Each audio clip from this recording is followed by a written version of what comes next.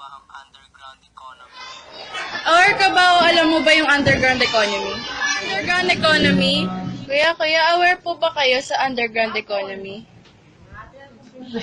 Alam niyo po ba yun? Aware po ba kayo sa underground economy? Hindi. Hindi po. Pero ano Ano pong opinion niyo tungkol doon?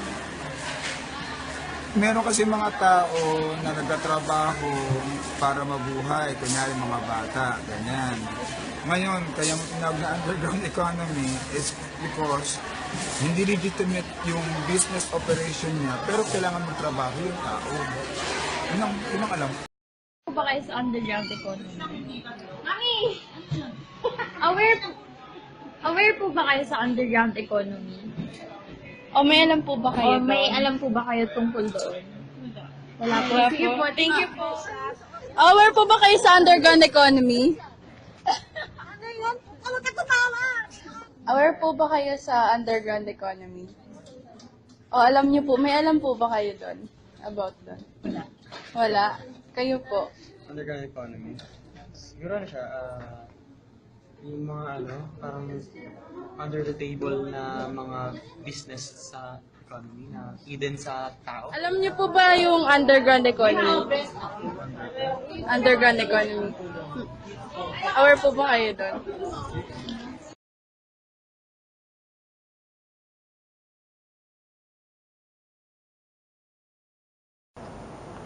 I've got a number for you. $2 trillion. That's how big the underground economy is in America in the year 2012. $2 trillion. In a $16 trillion a year economy, that is huge. And the studies suggest that the size of that underground economy has doubled since 2009. What's going on?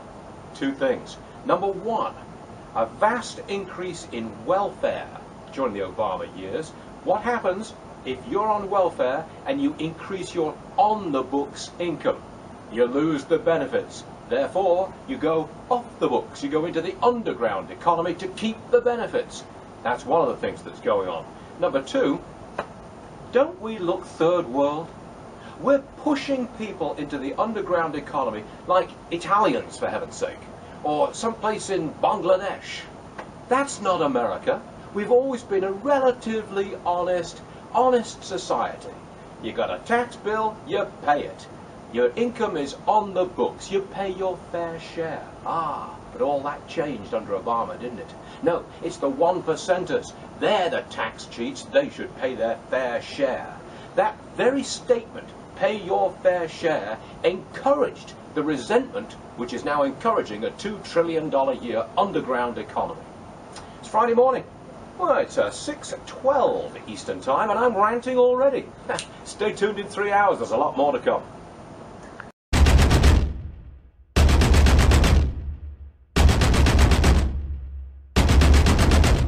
Today, I will be discussing on street vendors outside schools, a food safety problem by the DepEd executive.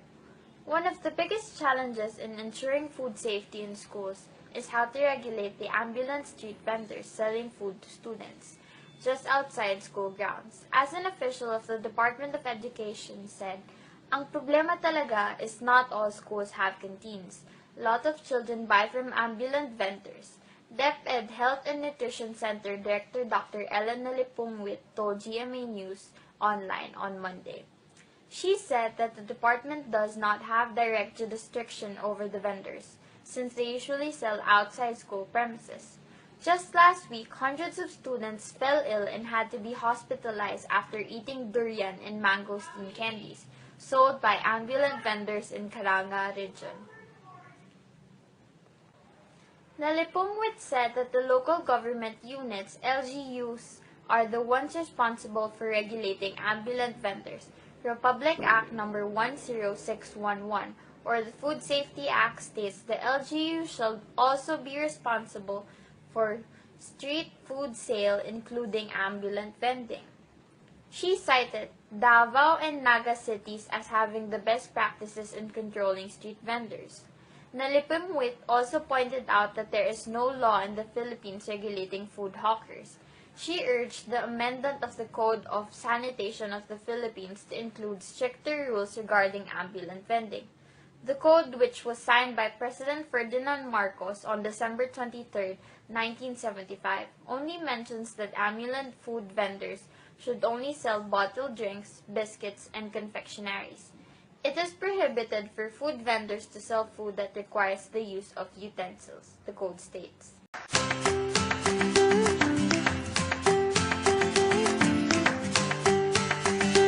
The streets of Quiapo, Manila is a microcosm of the Filipino culture, religion, economy, and lifestyle. It is a home to many street vendors from dawn to dark. They hustle and bustle within the streets, selling almost all possible goods, trying to make a living.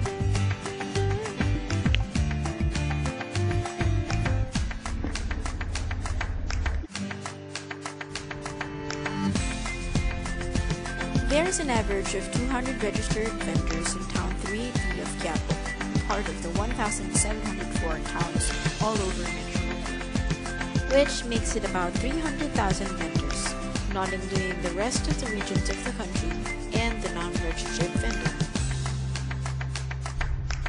Life as a street vendor is hard. Mahirap makipagsapalaran, lalo na sa ganitong lugar. Prices of goods fluctuate.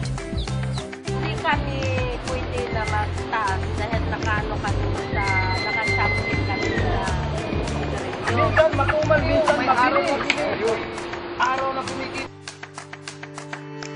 Hindi rin pare-parehas ang kita. Minsan mataas, minsan mababa. Minsan naghihirap kami, nangutang kami. Tools for selling are not sturdy and may not last long. Dahil kami-kami ang gumagawa nito, di talaga matibay, panandalian lang. Policies are not properly promulgated, and a few number of vendors follow these rules.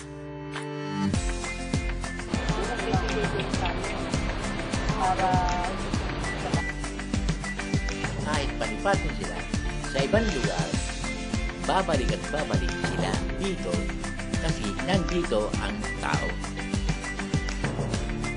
Pwede silang mag-stay dito, kailangan lang malinis ang pwesto nila at may hawker permits sila.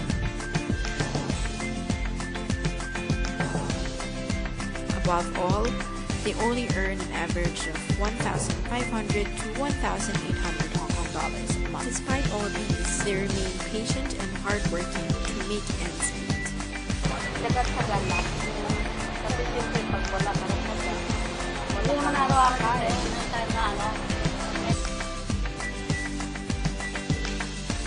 They become creative and resourceful. How can design improve their condition? How can design strengthen their source of livelihood? For those who plan their vacations around spas or theme parks, it might bring a queasy shock to realize that an alarming number of Americans plan their vacations around the flesh of children. Every day, young girls are bought and sold in developing countries where the grim economics provide a cheap and vast selection for the average sex tourist. And after a 6-month investigation, we found that Americans are not only buying, some are also selling. But little do they know, the authorities are also watching, even over there. And tonight, Nightline producer Alex Waterfield and ABC's Alex Marquardt take us to the Philippines and take us inside the raid. Tonight, in a far-flung part of the Philippines, Arthur Benjamin is in a good mood. All the 30 girls running around, I'm good. Laughing, drinking, ogling the girls dancing on stage at this bar, which he says he owns. This is your life. In a nutshell, pretty much. Benjamin is a 49-year-old American suspected of having sex with underage girls and selling them for sex out of this bar called Crowbar. But as he drinks, Benjamin has no idea that at that very moment, the first target is going to be in the Crowbar. Filipino and American authorities are just a few miles away. See you out there. Good luck. Plotting a raid that will bring his world crashing down. Okay, we're ready. This is the story of Arthur Benjamin. We traveled to Subic Bay, a beautiful part of the western Philippines where Benjamin has been living for 25 years. But our journey went deeper, past Benjamin, into the dark and disturbing world of underage prostitution, discovering how all too easy it is to buy sex with underage girls. How old are you? 14. You're 14. The Philippines has quietly emerged as a top destination for Americans, not just looking to have sex. There's 16-year-olds in there, I guarantee it. But to sell sex as well. But I have about 300 girls working for me, and they go all night for $30. A lot of the Americans want to come here because they perceive it's easier to operate here than in the United States, and we're happy to remind them that they are sadly mistaken. Eric McLaughlin is a special agent with the Immigration and Customs Enforcement Agency, investigating Americans who may be committing crimes here in the Philippines. For the Benjamin case, he recently teamed up with a local nonprofit organization called PREDA. We have our undercover team, which has been gathering evidence against Benjamin for months. It's my job as a U.S. law enforcement investigator to determine if those allegations are accurate. And if they are accurate, we will pursue them to the ends of the earth to make sure they're held accountable. We want to meet Benjamin and see for ourselves what's going on inside that bar. Red light recording. So producer Alex Waterfield and I put on these tiny hidden cameras that look like shirt buttons. We hop on a local jeepney to head down to a rundown part of town to Benjamin's bar. We don't know what to expect. Hello, sir. Around a dozen young women are milling around, including this one. What's your name? Princess. Princess is one of the most popular girls in the bar. She's just 16 years old. Do you like to take them out? If you want. And it's not long before Princess and another girl are offered to us. How much to take a girl out? $1.5 each. 1,500 pesos, just under $40. I'm a mama son. Mama Lucy is what's called a mama-san. She manages the girls. We decline her offer, but she calls Benjamin to come meet us. Alex. Alex Hart. Nice to meet you. Let's sit over at the bar and we can look for something. Within minutes, the 6'6" Texan tells us about his sex life and his business. My wife recently found out that I have this place. A former waitress had written to his wife in California on Facebook, which leads to this shocking and frank statement. She sent her this thing saying that I've got underage girls that stay here with me. I own a bar. I've got other girls that I'm putting through high school and all this other crap. All of which is true. However, I have to deny. Oblivious to our hidden cameras, Benjamin tells us he has a 16-year-old girlfriend who lives in a house out back. Yeah, we call her my chocolate. She's a little tiny, very dark-skinned girl. She needed a place to stay. I needed a place to do her. I bought a bar for her. There you go. And after texting her to come over, she walks in. She's so young, we're blurring her face to protect her identity. Her actual name is Jade. Are you going to find anything like this in this state? As a guy my age, no, ain't gonna happen. I said anything I want, anytime I want. I know, I'm going to hell, I know. Benjamin's declaration was so stunning, the following morning we felt we had to alert Special Agent Eric McLaughlin. But he says building a case against Benjamin requires more evidence. So this guy saying on tape, I've had sex with underage girls repeatedly, that's not enough to arrest him? No, it's a very strong indication, but we have to, as investigators, we have to prove these actual acts occurred. And me just saying that, that's not enough. The key might be this 18-year-old girl named Marisol. Until December, she worked at Benjamin's bar. Today, Marisol has come to the PREDA Center, the nonprofit that began tracking Benjamin and identifies in photos 4 girls who work there, who she says are underage, including the one we met, Princess. Why did you decide to tell your story? What did you want to happen? I felt hopeless working in the bar, she says, that my friends, especially the minors, feel the same way. I wanted to tell my story and to save them. Benjamin isn't the only American capitalizing on the demand. Many in this long string of bars in Subic Bay are owned or managed by Americans. Many of them are military veterans. We got like 8 bars, all foreign-owned, military, Marines, Army. It's really well organized. People just don't understand the magnitude of what we got going on here. Subic Bay was home to a U.S. naval base for almost 50 years, providing a boon to the prostitution industry. There's $30. It's going to feed their whole family for a week. You know? Enjoy it, man. Don't get too wrapped up in your head about it. To see how easy it is for Americans to find underage girls, we visited the neighboring town of Angeles, 45 minutes from Subic Bay and Art Benjamin's bar. It takes less than half an hour before we're approached by this woman, who offers us not just young girls, but virgins. How many different girls do you have? 214 and 216 and 115. And for each one, it's $30,000 or $750. We will talk about it, and maybe we'll come back and see you, okay? Later that night, we meet the woman and the girls near a busy intersection. How old are you? 15. You're 15. And you? 14. You're 14. You're in school. What grade are you in? Second. Second, so 8th grade. You look very nervous. No. Don't be scared. It's okay. This is your aunt. Yeah, auntie. This is your auntie. Yeah. She loves you? Yeah, very much. Then why is she asking you to do this? Because she know we need money. That's why. Instead of they just give to the Filipino men who don't have job, lazy.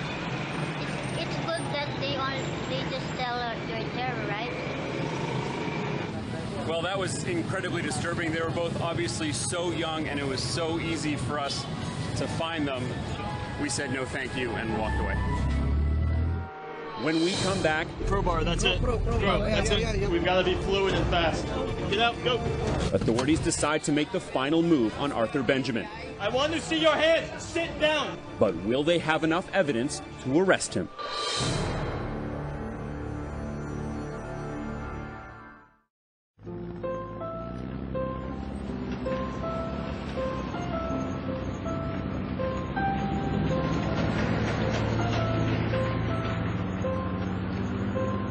It might not happen here, but it's reality for thousands of the world's poorest people. Big land deals in Africa and beyond are forcing people from their homes, jobs, and food. A big land deal typically covers 10,000 hectares. That's enough land for 5,000 small farms that can feed thousands of hungry people.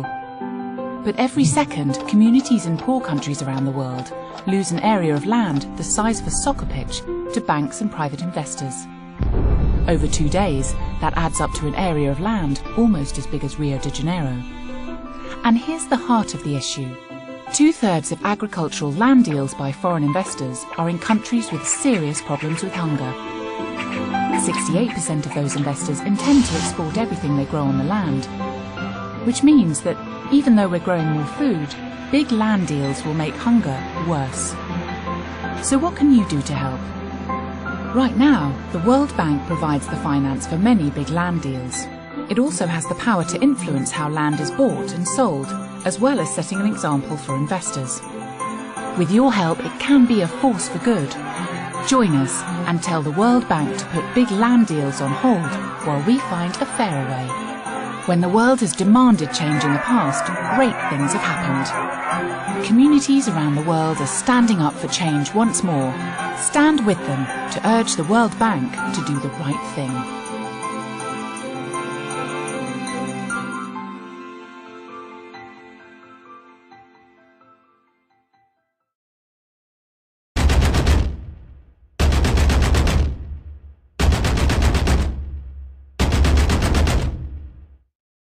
Ang BIR.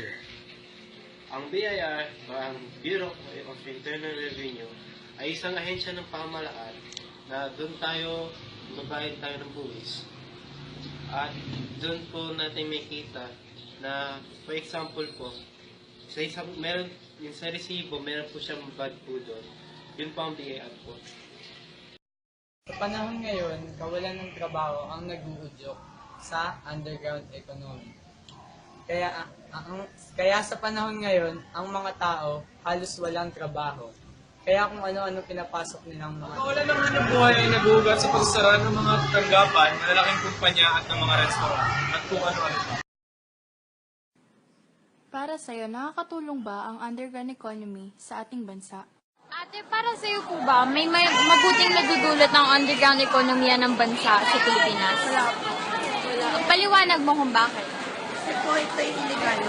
Sige po. Para sa iyo ba, may mabuting nadudulot ang underground economy ng Pilipinas sa bansa? Sa akin hindi kasi illegal yung ginagawa nila para makakuha ng pangangailangan nila. Habang sa ekonomiya? Wala. Bakit po? Ba't wala? Hindi sila nagbabayad ng buwis.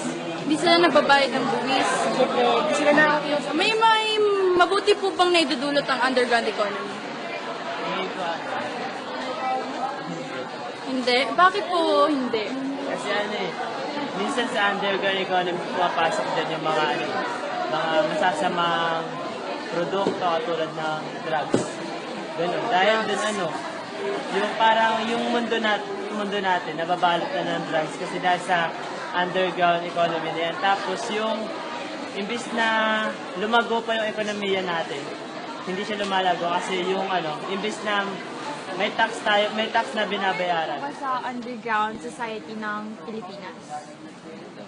May bali-balita ako sa mga black market containing sa drugs. Okay. May mabuti bang may dudulot pag ganyan? Depende kasi may impact na siya sa ekonomiya, both sa economy, may impact siya sa moral ng tao. Kasi hindi nanggagaling yung negative na factors ng drugs. Paraphernalia. Kasi may liga, tapos may corrupt. Paano siya may makabuti sa bansa natin, di ba? Yung bansa natin lalo may hirap, bababa yung economy natin.